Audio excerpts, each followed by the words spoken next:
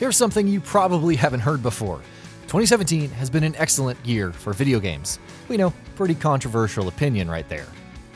No, seriously, what a year it's been. Chock full of games that can easily be described as not only the best this generation has had to offer, but also some of the best games we've ever played. Period. But it all can't be good. Like any other year, 2017 has had its fair share of disappointments, of controversies, and, obviously enough, its fair share of horrendous releases.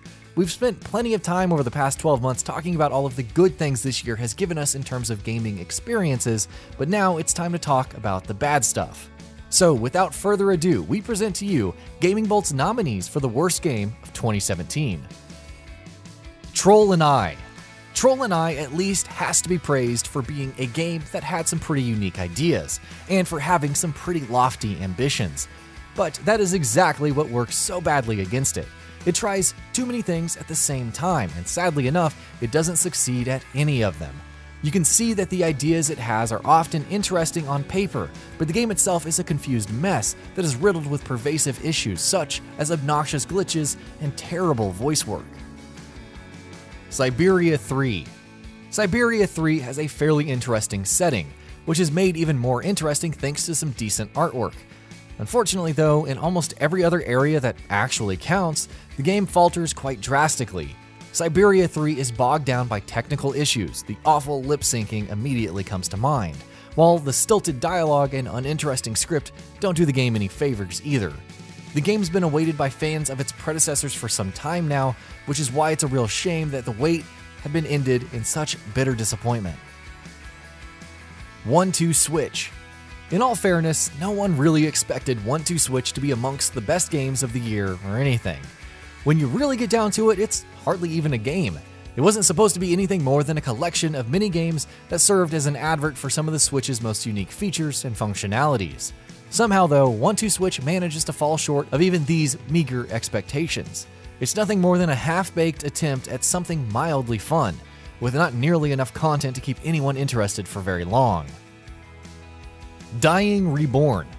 With a name as silly as Dying Reborn, you really wouldn't expect this game to amount to much. Surprisingly enough though, the game actually makes a decent first impression. In its opening few minutes, Dying Reborn's atmosphere does a decent job of pulling you into the experience, and the escape room concept is an inherently exciting one.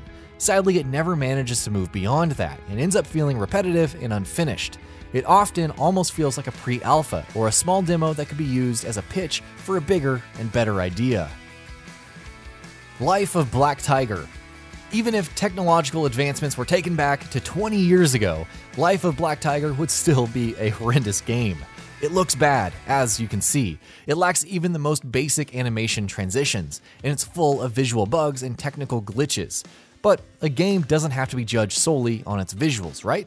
Maybe it plays well. Well, it doesn't. Life of Black Tiger is bogged down by shoddy and unresponsive controls, poorly designed empty maps, and a basic concept that has zero potential for becoming anything interesting.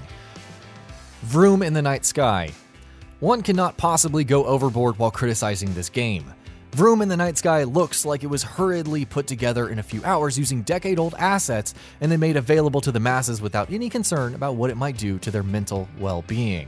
And for all we know, that may very well be exactly what happened. It's that bad. Don't play it, don't even look at it. Mighty Morphin Power Rangers Mega Battle. What a mighty terrible game. It's mega shitty. These horrible puns are the best things that have ever been associated with Mighty Morphin Power Rangers Mega Battle. That should give you a fair idea of how bad this game actually is.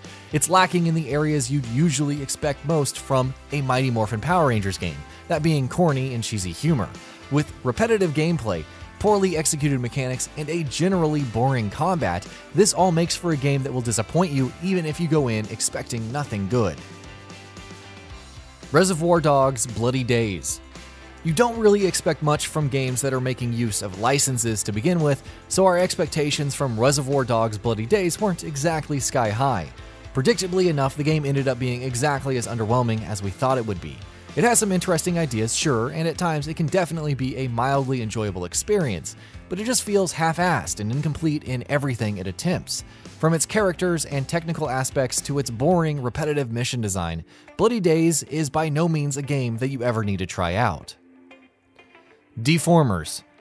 Deformers, despite the rare few moments of fun, and despite having an admittedly good soundtrack, is ultimately a broken game with terrible shooting mechanics and some bland level design. It's not a game that you would rightly recommend to anyone, and it truly makes you wonder why a developer like Ready at Dawn is wasting its talents and resources on something like this. Double Dragon 4. Double Dragon 4 at least has to be commended for having a very specific vision and sticking to it. The game is dedicated to being an ode to 1980s style brawlers, but sadly enough, it takes that dedication a bit too far, to the point where it actually becomes detrimental to the overall experience. Double Dragon 4 makes use of mechanics and game design practices that haven't aged well. These are ways of playing a game that have faded away for a very good reason, and yet the game insists on sticking with them. It's a real shame too, because you can't help but feel that underneath all of the excessive nostalgia and obtuse game design, there might actually be an enjoyable game in there. It never comes to fruition, sadly enough, and what we're left with is a pretty terrible game. GamingBolt's worst game of 2017, Vroom in the Night Sky. Vroom in the Night Sky is a boring, broken game with an asinine and ridiculous concept, and it's no damn fun at all. Even its name is a disgrace. It makes us question our own existence, and not in a good way. Vroom in the Night Sky has no right to exist, and you shouldn't recommend it to anyone but your most hated enemies. Maybe not even them. If it even can be called a game, then it is, without a doubt, the worst game of 2017. And that'll be about it for this one. If you guys like what we're doing at GamingBolt, please consider subscribing to our channel, and I'll see you guys on the next video.